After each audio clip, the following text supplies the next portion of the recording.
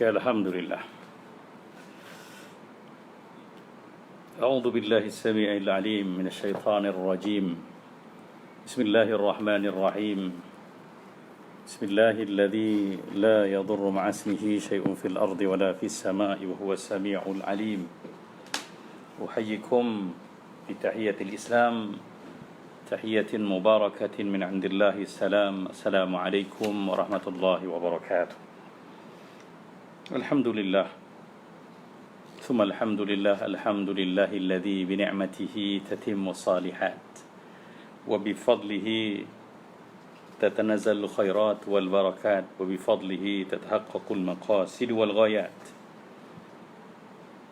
أشهد أن لا إله إلا الله وحده لا شريك له وأشهد أن سيدنا محمدا عبده ورسوله. اللهم صل على سيدنا محمد وعلى آله وصحبه ومن تبعهم بإحسان إلى يوم الدين. أما بعد. Yang berusaha Saudara Badrun dan seluruh warga pengimarah dan juga pentadbir surah Al-Muhaimin, Langat Jaya Kondominium, dan para jemaah dan para penonton yang bersama dalam ruang kuliah maghrib online pada malam yang penuh barakah ini. Alhamdulillah, puji dan syukur pada Allah Subhanahu wa taala kerana dalam keadaan kita terbelenggu begini, dalam keadaan kita terhalang begini, kita dapat juga meneruskan majlis ilmu yang merupakan sumber rahmat dan keberkatan dalam hidup kita. Subhanallah. Ya, rupanya dalam suasana sebegini masih ada lagi ruang-ruang kebaikan yang boleh dicipta andai kita kreatif memanfaatkan segala ruang yang masih ada yang Allah kurniakan pada kita. Begitulah orang beriman, menjadikan ruang-ruang ujian ini sebagai rahmat Allah Subhanahu wa taala dan membuktikan keutuhan kepribadian kita sebagai hamba Allah Subhanahu wa taala, orang-orang beriman yang terus menjayakan kehidupan sebagai mukmin yang sejati. Selawat dan salam untuk junjungan besar Nabi kita Muhammad sallallahu alaihi wasallam, tibbil qulubi wa dawaiha, pengubat hati kita, pengubat jiwa kita, ya, wa afiyatil abdani wa shifaiha, dan juga merupakan pengafiat, pensejahtera kepada badan kita, wa nuril absari wa dhiyaha, dan pencerah mata kita dalam melihat segala kebaikan dengan kacamata yang sebenar, melihat kekurangan dan musibah yang melanda ini sebagai pengajaran dan iktibar untuk kita hidup sebagai hamba Allah Subhanahu wa taala. Alhamdulillah, malam ini kita dapat bersama untuk menyambung pengajian praktikal solat sempurna yang memang program bulanan kita, ya, yang akan kita jayakan pada setiap minggu pertama biasanya pada hari Sabtu, tapi hari ini kita awalkan, kebetulan saya pun berkelapangan, dan insya-Allah pada malam ni kita sambung membicarakan praktikal solat yang ke-15, ya. Iaitu kalau siapa yang bersama dengan kitab hari ini, maka kita boleh merujuk kepada kitab ini, ya, kitab yang biasa kita bacakan, iaitu Praktikal Solat Sempurna, muka surat 52, dan hari ini kita masuk membicarakan tentang saktah, ya, di antara surah Al-Fatihah dan Amin. Sebagaimana pertemuan bulan sudah kita berbicara panjang tentang surah Al-Fatihah, dan rasa saya tak perlu mengulang semula apa-apa yang telah pun kita bicarakan.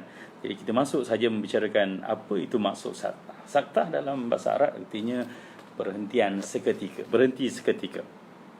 Ya, kita dituntut untuk memberhentikan, ya, beberapa gerakan dan bacaan dalam solat untuk membuktikan ketenangan kita dalam solat. Ya, sebab kita pun tahu bahawa Rasulullah menganjurkan agar kita tenang sentiasa, at-ta'anni minallah wal ajalatu minasyaitan, bertenang-tenang tu dari Allah, sedangkan tergesa-gesa tu dari syaitan. Ini tengah sembahyang, maka janganlah kita lakukan watak orang-orang yang menggayakan gaya syaitan. Sebab tu, ya, kita dapat pesan banyak agar jangan solat dalam bentuk yang tergesa-gesa, laju, nak cepat habis. Subhanallah, ini sangat merugikan kita dan kita gagal di situ. Ya, kerana apa? Sepatutnya ruang solat ni ruang tenang, ruang bersama, ya, secara eksklusif dengan Tuhan yang Maha Penyayang itu. Tapi apabila kita gayakan dengan watak yang tergesa-gesa, kita rugi. Maka sebab itulah di antara ya pergerakan dan keberatan solat ni, samping ada tamak ninah yang maksudnya juga tenang, kita juga dituntut untuk menggayakan tenang tu dengan saktah. Maka selepas baca Fatihah, ya, sebelum amin, bersaktalah waladdallin,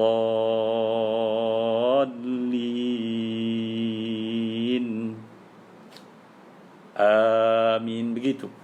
Ya, saktah ni sekadar cukup untuk menghela nafas baru sebelum mengaminkan. Sebagaimana kita tahu tuntutan amin ini, ya, yang akan kita bicarakan adalah dituntut bagi setiap orang yang solat, sama ada imam apatah lagi makmum. Imam juga dituntut.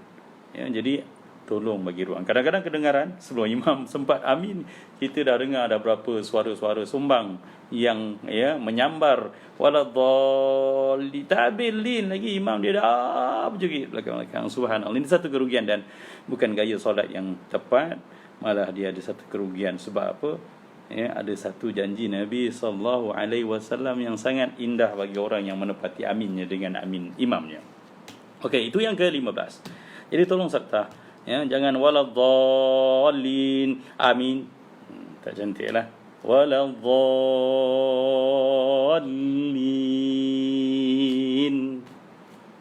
amin, begitu, ya.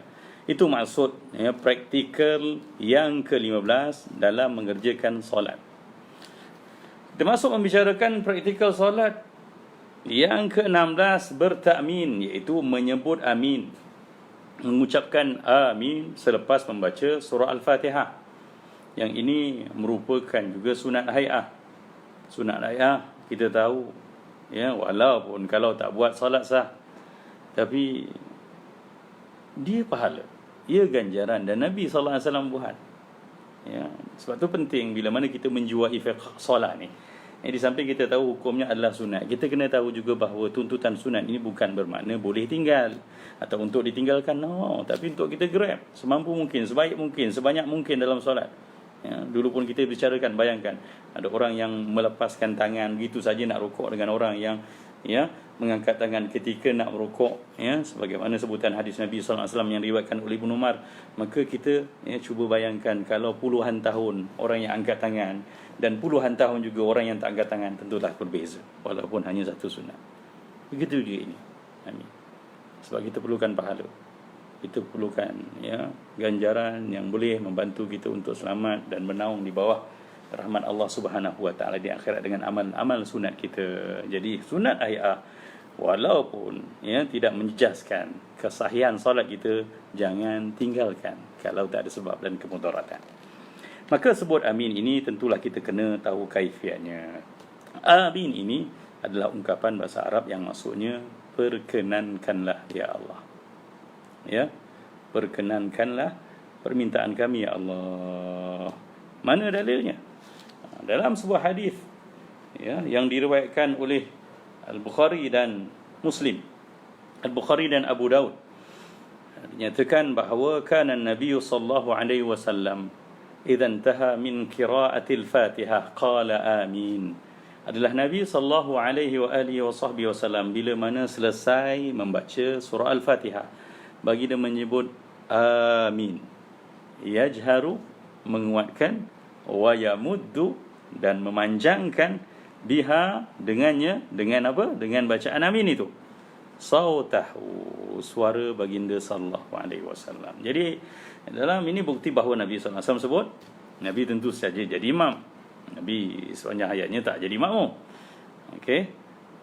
Dan kemudian disebut juga caranya sebut amin, walaupun ditulis dengan tulisan tapi dinyatakan dalam bentuk, ya, sebutannya. Macam mana? Yajhar, Nabi menguatkan suara baginda, malah memanjangkan bacaan amin itu, ya, dengan suaranya.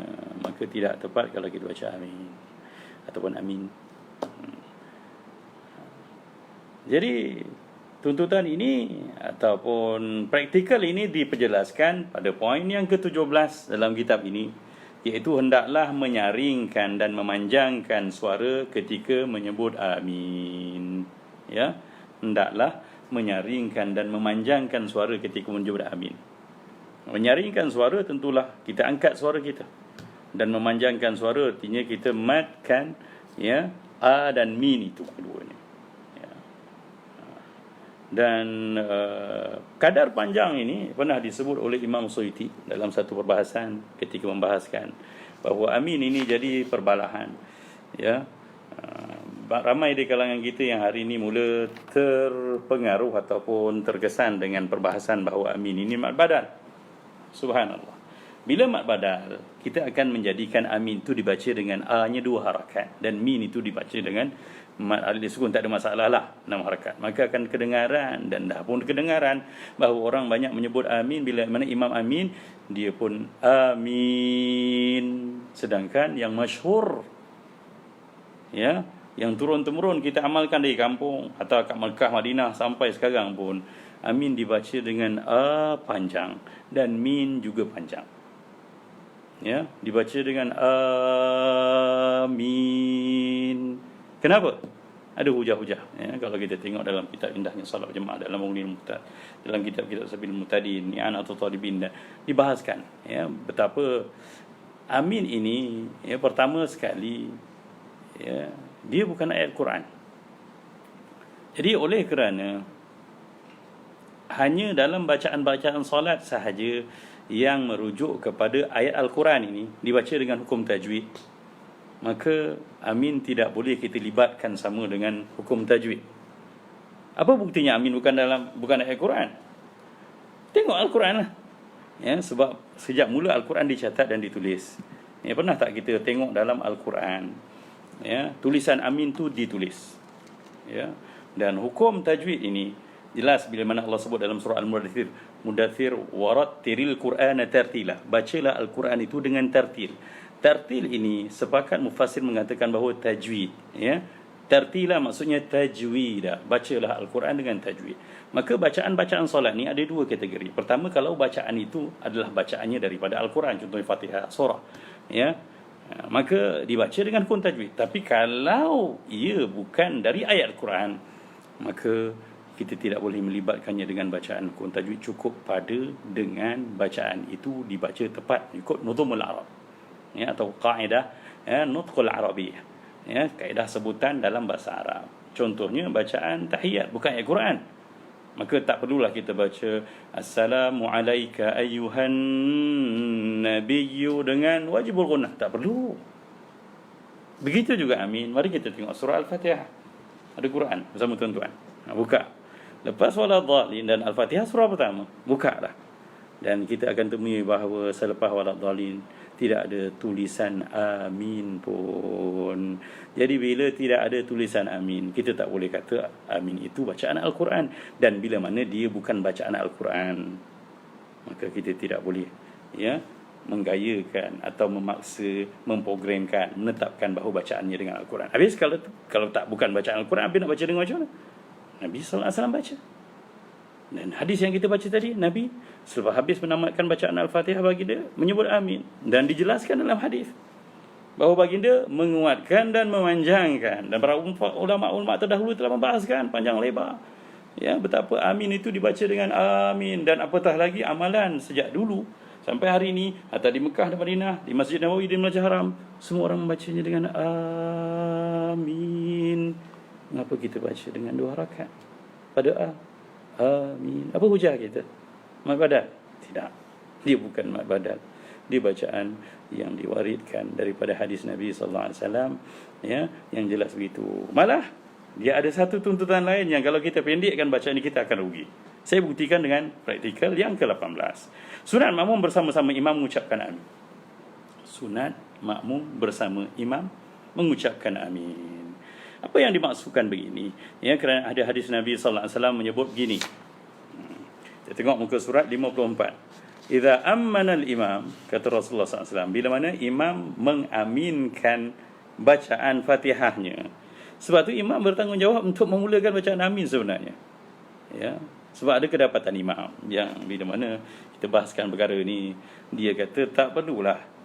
Saya juga tinggal amin pun saya juga nak baca. Tuan-tuan lah baca, dia kata. Subhanallah, bukan begitu tuan-tuan rupanya. Dalam solat berjemaah, imam kena memulakan bacaan amin itu dulu. Ya. Imam kena memulakan bacaan amin itu dulu. Jadi barulah diikuti oleh makmumnya, sebab tuntutan hadis ni. Idza ammana al-imam. Nabi kata bila mana imam mengucapkan amin, fa aminu, maka kamu semua sebagai makmum aminkan sama. Sebab apa? Fa innahu man wafaqa ta'minuhu ta'min al-malaikah. Wafaqa tu bina mufa'alah. Ada timbal balik. Ada orang buat dan ada yang pihak lain berbuat sama juga. Wafaqa muwafaqat. Muwafaqat kan bersama. Ya. Wafaqa yuwafiqu muwafaqatan. Siapa yang bermuafakat artinya berseiring bersama aminnya akan amin para malaikat. Ghufira lahu ma taqaddama min dhanbi.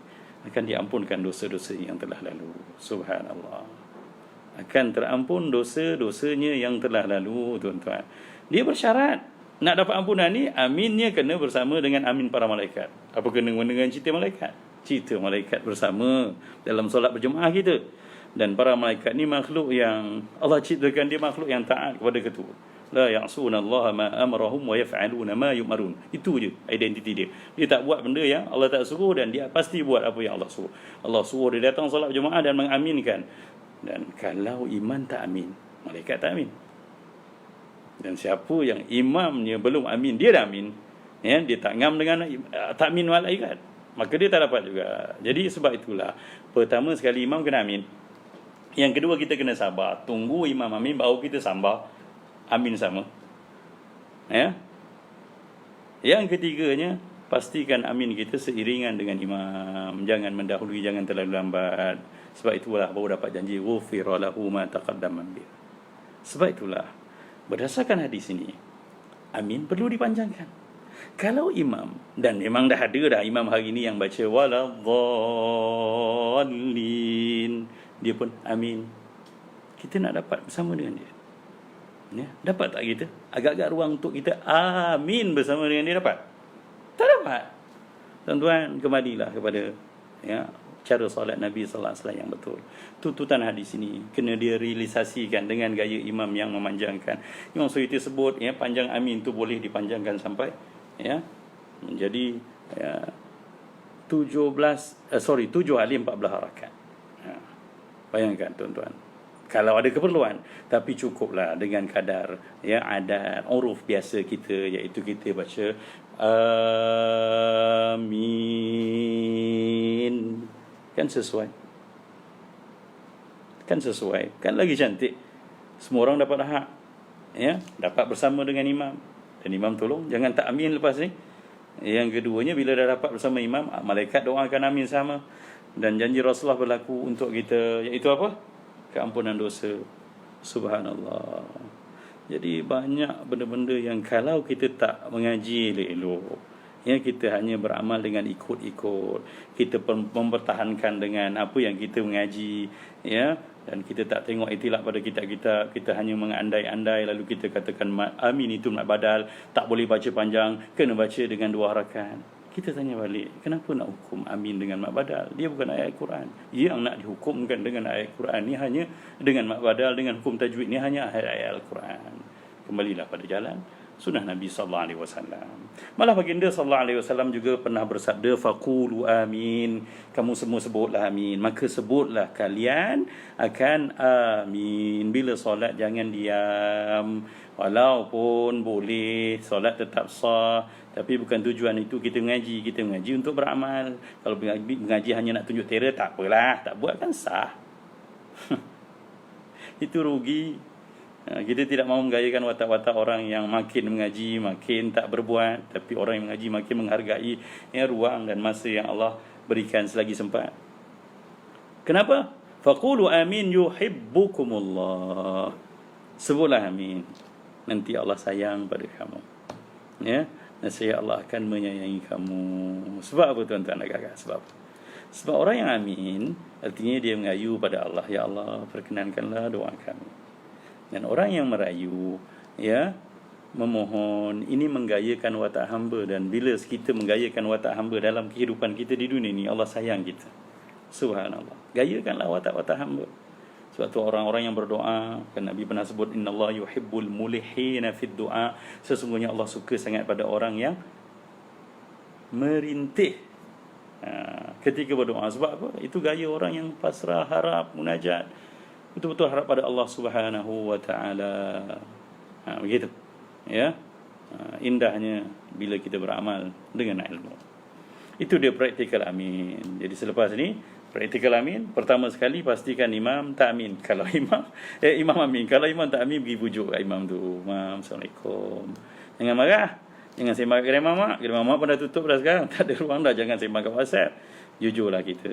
Kalau perlukan kebaikan, kalau inginkan kebaikan dalam kelompok kita, pergi pada individu yang kita maksudkan, cerita dengan adab sopan, dan ingat, tapi kita tetap juga dengan keyakinan innaka lan tahdi man ahbabta walakin Allah yahdi man yasha.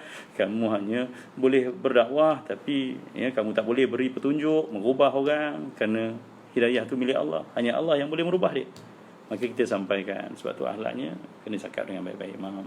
Sepatutnya imam pun kena amin juga. Sebab bila imam amin, ada malaikat yang akan aminkan sama, kami semua amin dapat. Kalau imam tak amin, nanti kita tak dapat fadilat yang keampunan dosa bersama itu. Alhamdulillah, insya-Allah imam dapat bersama mengaminkan, dan kita pun aminkan bersama dengan imam, dan tolong praktikkan yajharu wa yamuddu biha sautah itu. Kuat dan panjangkan suara sebagaimana yang baginda Nabi sallallahu alaihi wasallam lakukan.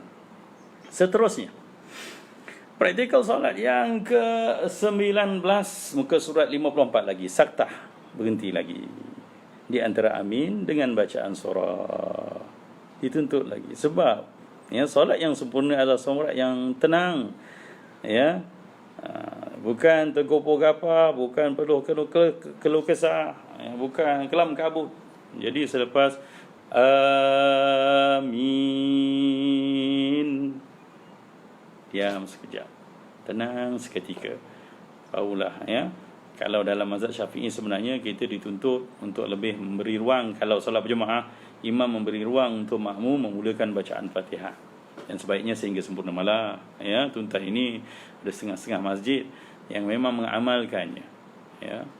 Itu baik dan bertepatan dengan apa yang dipakai ataupun dianjurkan oleh fuqaha mazhab Syafi'iyah. Jadi gayakanlah, jangan kita sambung amin bismillahirrahmanirrahim alhamdulillahirabbil alamin arrahmanirrahim maliki yaumiddin. Cantik tuan-tuan. Kita dah pun cerita itu betapa Fatihah ada matnya, ada mat wajibnya, ada mat lazim kalimah musaqalnya, 6 harakat waladhalinnya, dan juga pada mat asli, mat tabi'i itu kena jaga 2 harakatnya, dan mat alif sukun paling kurang 2 harakat juga kena dipelihara. Jadi kita tuntut bagi orang nak baca Fatihah dalam solat yang sempurna dan sah, dia memerlukan masa kurang-kurang setengah minit, 30 saat, atau secara lebih detailnya sebagai nama kajian seorang doktor, dia kata 27 saat. Jadi jangan baca terlalu laju, baca dengan tenang, dan tamatkan amin, dan kemudian berhenti seketika, barulah kita mulakan bacaan surah atas tuntutan yang sama, iaitu menggayakan ketenangan dalam solat. Yang ke-20, praktikal solat sempurna yang ke-20, meletakkan tangan kanan di atas tangan kiri ketika membaca surah dan membaca Al-Fatihah dan baca surah. Jadi letak tangan kanan di atas tangan kiri. Ini sunat hay'ah. Ini pun ada perbincangannya, bagaimana gaya tangan dan sebagainya, telah pun kita sebut dalam qiyam hari itu.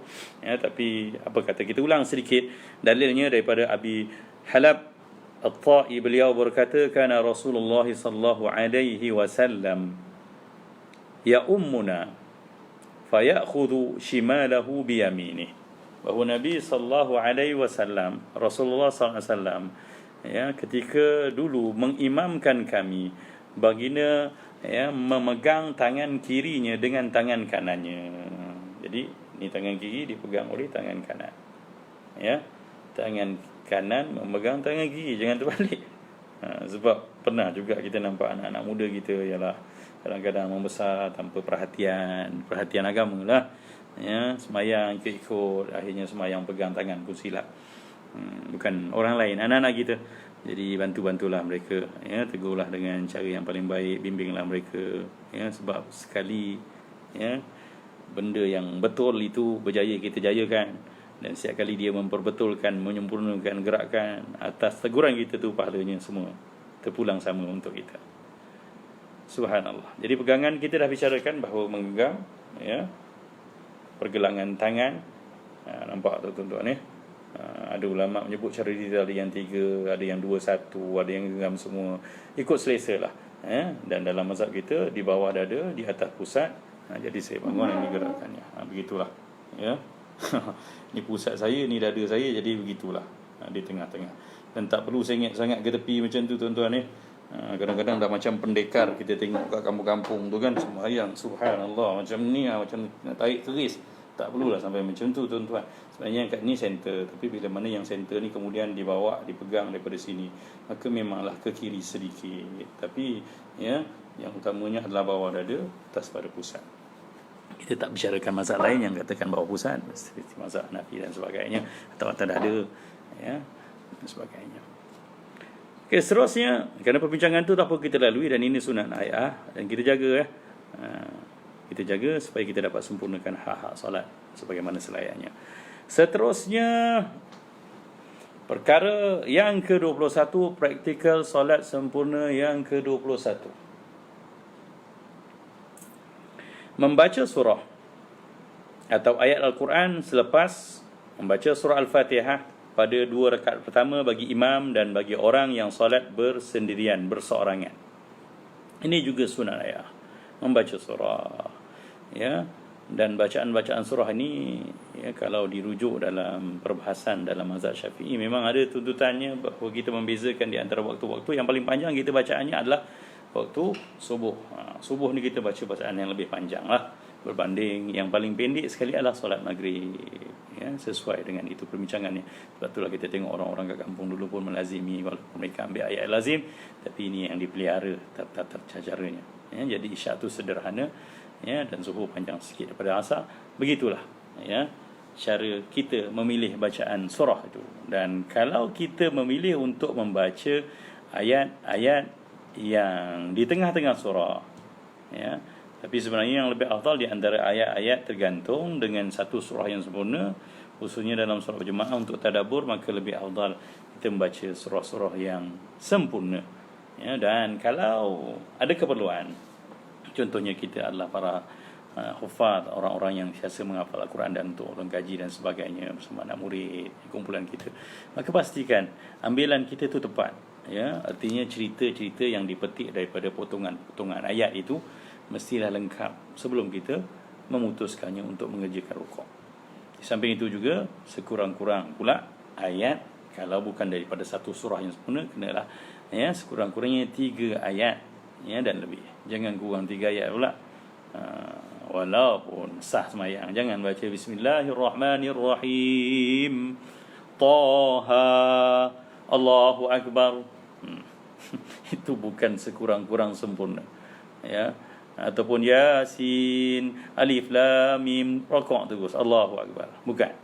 Jadi sekurang-kurangnya 3 ayat, ya, untuk mendapat kesempurnaan, ya, bacaan surah atau ayat-ayat selepas membaca surah Al-Fatihah. Dan tuntutan ini berlaku pada 2 rakaat pertama saja, artinya rakaat ketiga dan keempat pada solat-solat yang ada rakaat ketiga dan keempat tidak dituntut. Dan dia khusus untuk imam dan orang solat sendiri, artinya para makmum tidak dituntut untuk membaca surah, melainkan pada solat-solat sirriyah, solat-solat yang imam tak baca kuat, zuhur, asar, gitu, ya. Kita kena faham. Jangan kita sibuk pula solat maghrib, imam baca surah, kita baca surah juga, ya. Imam baca surah, kita sebagai makmum lebih afdal mendengarnya, ya, menghayati bacaan imam. Itu lebih layak. Dan begitu juga tuntutan bila solat berjemaah ni, bila mana seorang makmum mendapati, ya, kalau solat jahar kita tak baca kan, lepas baca surah, lepas baca imam ketika baca surah kita baca Fatihah. Tapi dalam solat-solat sirriyah kita dituntut rakaat pertama dan kedua, zuhur, asar contohnya, kita imam baca surah, kita baca surah rakaat pertama. Cuma bila mana imam rukuk sedangkan kita belum menamatkan lagi surah kita, Mana lebih utama untuk kita menyambung bacaan atau menyempurnakan bacaan atau menyertai imam dalam rukuknya? Mana lebih utama? Katalah kita kena baca alhaakumut takatsur hatta zurtumul maqabir kalla sawfa ta'lamun thumma kalla sawfa ta'lamun. Imam rukuk, Allahu akbar. Kita nak sambung ke la kalla law ta'lamun atau nak menyertai imam Allahu akbar rukuk? Dalam kesempurnaan solat berjemaah, seorang makmum itu lebih layak menyertai imam, menyempurnakan gerakan rukuk berbanding daripada sibuk menyempurnakan bacaan surahnya. Itu kepentingannya kalau kita ada ilmu. Melainkan Al-Fatihah, Fatihah dia kena sempurnakanlah. Melainkan yang sebut rakaat pertama tu, rakaat kedua, ketiga, keempat tu Fatihah kena dihabiskan. Itu perbincangan tentang solat berjemaah lah. Apapun yang ini kita nak ambil tahu bahawa tuntutan itu tidak berlaku pada rakaat ketiga dan keempat. Jadi Pak Imam jangan pula baca surah lagi pada rakaat ketiga dan keempat. Bukanlah berdosa, bukanlah tak sah, tapi dipanggil khilaful aula, menyalah yang utama, khilaf sunnah, menyalah sunnah Nabi sallallahu alaihi wasallam, tidak tepat. Jadi makmum pun tunggu apa pasal Pak Imam tak rukuk-rukuk, rupanya dia sibuk baca surah lagi, rakaat ketiga keempat baca surah juga. Tak tepat jelah, bukanlah menjadikan sembahyang ini batal dan sebagainya. Dalilnya Al-Bara' berkata, sami'tu Rasulullah sallallahu alaihi wasallam yaqra'u fil 'isha'i bit-tin waz-zaitun wa ma sami'tu ahadan ahsana sautan minhu aw qira'atan. Al-Bara' bin Azib bercerita, apa dia kata? Aku dengar Nabi sallallahu alaihi wasallam membacakan dalam solat isya-nya surah At-Tin waz-Zaitun. Wat-Tini waz-Zaitun wa Turi Sinin wa hadzal baladil amin. Lama tak dengar Pak Imam baca kan? Itulah sembahyang kat rumah. Wa ma sami'tu ahadan ahsana sautan minhu. Aku tak suaranya dan juga bacaannya. Subhanallah. Jadi sebab itulah kepentingan ini menuntut kita terus membacakan surah pada 2 rakaat pertama solat kita, seandainya kita jadi imam ataupun solat bersendirian. Ketika menjadi makmum pada solat jahriyah yang kuat kita tak perlu baca. Seterusnya kesempurnaan solat yang ke-22 menyaringkan bacaan Al-Fatihah dalam surah pada kedua-dua rakaat solat subuh, solat Jumaat, solat tarawih, solat hari raya, dan pada rakaat pertama dan kedua solat maghrib dan isyak, dan diperlahankan pada bacaan tersebut pada solat-solat yang lain. Jadi ada perbezaan ataupun perbezaan yang perlu kita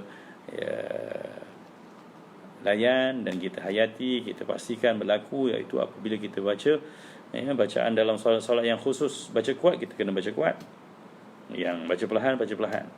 Hukum cara umumnya sembahyang malam baca kuat, sembahyang siang baca perlahan, kecuali warid daripada sunnah Nabi sallallahu alaihi wasallam sembahyang Jumaat, sembahyang raya, maka itu sembahyang yang waktu siang tapi perlahan. Tapi kalau solat-solat sunat pada waktu malam dikuatkan, dan solat-solat sunat pada waktu siang diperlahankan. Ini keputusan muktamad dalam mazhab Syafi'i, majoriti mazhab Syafi'i begitu menyebutnya. Jadi ini pun sebagaimana yang dah kita amalkan. Dalilnya daripada Abu Hurairah radhiyallahu anhu berkata, kana an-nabiy sallallahu alaihi wasallam yaqra'u fi salatil fajr yaum al-jum'ati alif lam mim tanzil as-sajdah. Bahawa Nabi sallallahu alaihi wasallam membaca dalam solat fajar, solat subuh pada hari Jumaat, bacaannya apa? Alif lam mim tanzil as-sajdah, surah as-sajdah itu. Hal ata 'alal insan, dan bacaan surah al-insan, hal ata 'alal insani hinum minad dahr. Itu apa yang dinyatakan kat sini. Bila Nabi sallallahu alaihi wasallam dikatakan membaca, artinya Abu Hurairah dengar. Bila dia dengar, maksudnya bacaan tu kuat. Kan Nabi sallallahu alaihi wasallam yaqra, dia kata Allah Nabi dulu baca. Bila baca, sebab apa dia cerita? Nak ceritanya bila Nabi baca, dia dengar. Dia tahu mana? Sebab dia dengar. Dia dengar tu maknanya Nabi baca kuat. Itu ceritanya. Sebab ada hadis-hadis seperti Ibn Abbas contohnya, dia mengatakan bahawa panjang solat Nabi anggarannya adalah sekian. Artinya menunjukkan bahawa solat itu Nabi tak baca dengan kuat. Dia hanya menganggarkan, mengandaikan kadar panjang bacaan itu. Itu dalam perbahasan solat kusuf, ya, solat gerhana matahari, ya, yang dalam mazhab Syafi'i dikatakan bacaannya kena perlahan. Itu hadis Ibnu Abbas, ya. Itu pun perbahasan fuqaha jugalah. Tapi nak cerita kat sini bahawa bila mana Abu Hurairah kata dia dengar, mana bacaan itu kuat. Solat subuh pagi Jumaat, alif lam tanzil. Artinya ada bacaan yang memang nyata kuat. Maka hadis daripada Abu Hurairah beliau berkata lagi, kanat qira'atun Nabi sallallahu alaihi wasallam bil lail yahfizu tawran wa yarfa'u tawran. Adalah bacaan Nabi sallallahu alaihi wasallam pada waktu malam kadang-kadang baginda merendahkan suaranya dan kadang-kadang meninggikannya. Ya, rendah tu maksudnya, ya, mendata dan sayu. Ya, dan kuat itu kadang-kadang yang sesuai dengan cerita yang terkandung dalam ayat-ayat yang dibaca. Tapi ada rumusan yang agak lebih memandu kita dalam, ya, kitab-kitab mazhab fiqh, antaranya Sabil al-Muhtadin dan I'anatul Talibin, menyebut bagaimana, ya, kita ni dipandu dengan kalau sembahyang malam memang bacaannya kuat, cuma bezakan sembahyang fardu dengan sembahyang sunat, dengan bacaan sembahyang fardunya lebih kuat berbanding solat sunat. Artinya kalau sembahyang isyak membaca Bismillahirrahmanirrahim, Alhamdulillahi Rabbil Alamin, Ar-Rahmanir-Rahim, kita pun amin. Tapi tuan-tuan, bila qiyamul lail malam-malam tu, cukup baca Allahu Akbar, Bismillahirrahmanirrahim, Alhamdulillahi Rabbil Alamin, Ar-Rahmanir-Rahim, Maliki Yawmiddin. Begitu, ya. Artinya sembahyang-sembahyang yang sunat pada waktu malam perlu direndahkan sedikit nadanya berbanding yang fardu. Kan jelas begitu. Jadi tak ada orang marah kita qiyamul lail. Perasan tak? Kadang-kadang artinya kalau begitu pun, ya, kalau gitu keputusan dalam mazhab kita. Artinya ketika qiyamul lail malam tu, ya, niat masuk Ramadan, subhanallah, ya Allah rezekikanlah untuk kami untuk bertawaf semula pada bulan Ramadan, berqiyamul lail macam bulan-bulan tahun-tahun yang sudah. Subhanallah. Andai kata berlaku semula apa yang kita impikan itu, tolonglah qiyamul lail malam jangan jerit kuat-kuat. Sembahyang isyak okey, ya, tarawih tu tak apalah, memang dah suasananya begitu. Tapi kalau boleh, kalau yang faqih, yang faham tu, tarawih tu kena rendah juga suaranya berbanding, ya, sembahyang isyak. Sebab ini keputusan yang telah disepakati dalam mazhab kita. Dan kemudian, subhanallah, bila qiyamul lail tuan-tuan, dengan kehadiran yang kita tahulah, memang kita punya poster cantik, baiknya kita pun menari, panggil ustaz yang hebat-hebat, yalah, paling tidak 3 sah lah, biasanya 5-6 orang lah, kan. Maka kita pasang speaker kuat pukul 3 pagi tuan-tuan, ya. Kemudian orang komplain kita marah dia, orang balik, apa engkau orang ni, kita bangun malam qiyamul lail. Subhanallah, ya. Kita ni bila sembahyang malam sebenarnya kena rendahkan suara, ya, sesayu mungkin, setenang mungkin, selayak mungkin.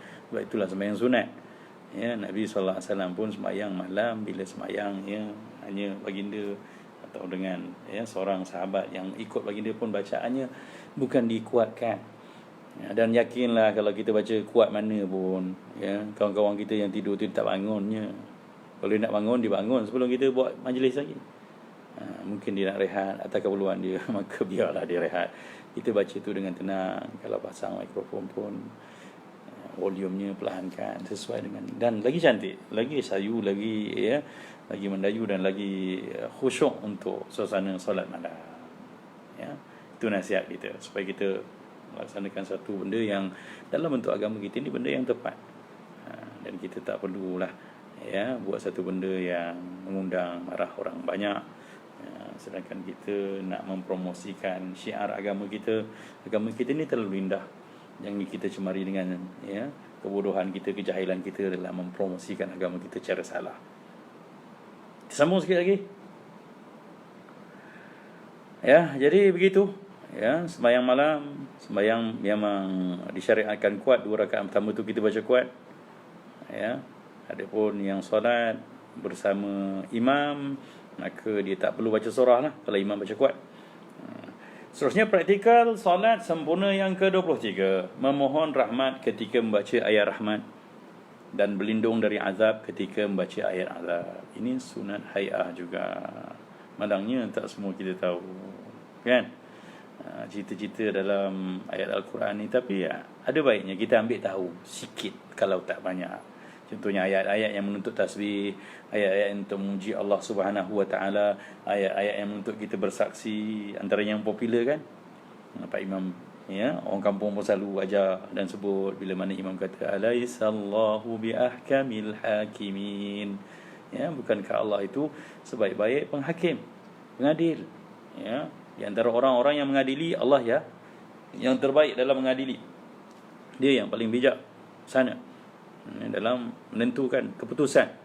Maka kita dituntut dengan tuntutan sunat menjawab bala, bahkan wa ana ala dzalika minasyahidin. Bahkan aku di atas perkara yang demikian itu dari kalangan orang-orang yang bersaksi benar. Bala wa ana ala dzalika minasyahidin. Bukan itu saja, mari kita tengok hadis ni. Kalau kita bertemu dengan ayat rahmat, kita mohon rahmat. Kalau kita bertemu dengan ayat azab, kita bertemu, kita memohon perlindungan dengan na'udzubillah min dzalik dan sebagainya. Dalam solat kita boleh bercakap bahasa Arab yang berbentuk doa, zikir dan tasbih. Selain pada itu tak boleh. Allahumma inna nas'aluka al-afiyah. Boleh. Boleh cerita tentang neraka, boleh kita menyebut begitu. Tapi tak boleh kita cakap ya Allah jauhkan aku dari neraka itu, ya Allah, tak boleh lah. Okey, dalilnya daripada Hudzaifah bin Yaman, beliau berkata sallaitu ma'a Rasulillah sallallahu alaihi wasallam dzata lailah. Aku bersemayam malam, kata Hudzaifah bin Al-Yaman, pada satu malam. Faftatahan al-Baqarah. Nabi memulakan bacaannya selepas Fatihah dengan surah Al-Baqarah. Faqultu yarka'u indal mi'ah. Maka aku mengandaikan bahawa baginda akan rukuk nanti selepas 100 ayat. Thumma madha faqultu yusalli biha fi raka'atin. Tapi Rasulullah meneruskan bacaannya sehingga aku mengandarikan bahawa Rasulullah akan menyempurnakan satu surah Al-Baqarah ini pada satu rakaat inilah. Famadha, tapi Rasul terus berlalu menamatkan surah Al-Baqarah dan terus faqultu raka' biha. Tapi Nabi sallallahu alaihi wasallam, dan dia mengharapkan Nabi rukuk ketika itu. Summa ftatahan Nisa. Tapi Nabi sallallahu alaihi wasallam selanjutnya terus memulakan surah An-Nisa. Ketika ini para ulama kata surah An-Nisa turutannya adalah selepas Al-Baqarah, sebelum penyusunan semula kali terakhir Ali Imran mendahului surah An-Nisa. Faqara'a thumma iftataha Ali Imran. Nabi baca surah An-Nisa tu habis selepas Al-Baqarah tadi, An-Nisa pula. Lepas An-Nisa, thumma iftataha Ali Imran. Satu rakaat 3 surah panjang tu habis. Faqara'aha mutarassilan. Dan Nabi baca dengan keadaan baca dengan keadaan yang tenang, baca dengan keadaan yang bukan tergopoh-gapah.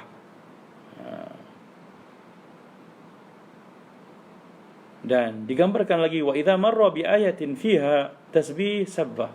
Bila sampai pada ayat yang menuntut kita bertasbih, maka Rasulullah akan bertasbih, subhanallah. Wa idza marra bi su'alin sa'al. Bila mana ayat menuntut untuk doa, Rasul akan doa. Wa idza marra bi ta'awudin ta'awwaz. Bila mana sampai pada ayat yang menuntut kita mohon perlindungan kepada Allah, subhanallah, Rasulullah respon. Rasulullah memohon perlindungan dengan Allah Subhanahu wa taala. Begitu bacaan Al-Quran. Sebenarnya Rasulullah mampu berbuat gitu tu apa tuan-tuan? Kita tak mampu. Kita kalau boleh satu juzuk malam Ramadan, satu malam tu cerita habis kat kampung, kan? Rasulullah bukan satu juzuk bang, bukan satu malam, satu rakaat 3 surah panjang. Subhanallah, berapa juzuk? Tuan-tuan tengoklah sendiri. Dan Rasulullah mampu sebab apa? Sebab Rasulullah menikmati salat. Macam kita lah 3 jam tengok Hindustan. Boleh tengok sebab apa? Sebab memang hantu Hindustan. Pukul 3 pagi boleh bangun tengok bola. Sebab apa? Tak ngantuk. Feel lagi, cengkang mata lagi. Sebab apa? Memang hantu bola. Rasulullah bukanlah kita kata atur salat, tapi Rasulullah menghayati salat. Baginda kata waju'an lat qurrata aini fi salat. Jadikan syok, tenang, Ya, sejuk hati aku ni dengan solat. Subhanallah. Dan bagi dia rehat dengan solat, menikmati solat. Sebab tu ada hadis ketika Rasulullah menyuruh Bilal qamat, apa katanya? Kata baginda, arihna ya Bilal, rehatkan kami wahai Bilal. Ingat, rehatkan bentang ya tikar, bentang tilam, ya. Apa? Baringkan kursi malah tak. Rasulullah menyuruh baginda Bilal radhiyallahu anhu untuk melaungkan atau menyeru seruan iqamat. Hadis selanjutnya, hadis daripada Ismail bin Umayyah, beliau berkata, sami'tu Arabiyan yaqul sami'tu Aba Hurairah radhiyallahu anhu yaqul qala Rasulullah sallallahu alaihi wasallam ma minkum qara bitin wa zaitun. Ni yang kita selalu amalkan.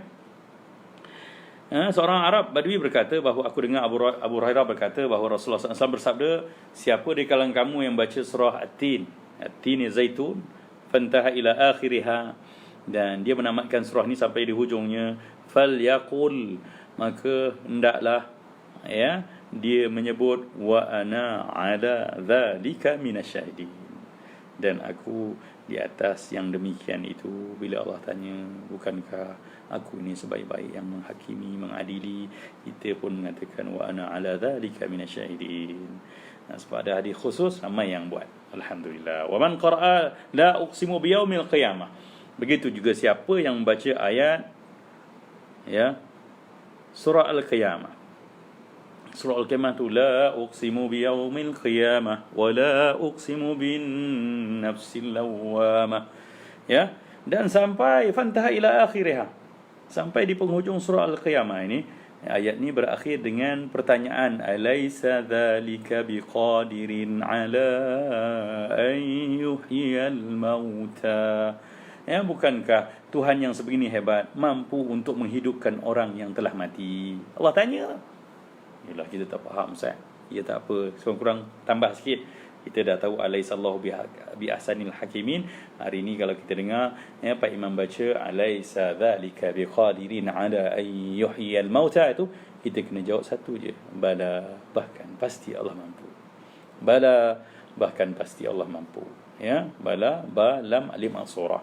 Wa man qara'a wal mursalati ya fa balagha bi ayyi haditsin ba'dahu yu'minun, ya, dan sampai pada ayat surah al-mursalat, ya, pada ayat yang Allah bertanya, dengan bicara apa lagi selepas ini kamu perlu beriman, dengan cerita apa lagi yang selepas ini kamu akan beriman, kita kena jawab amantu billah, aku beriman pada Allah, aku telah pun memang nyata beriman padamu ya Allah.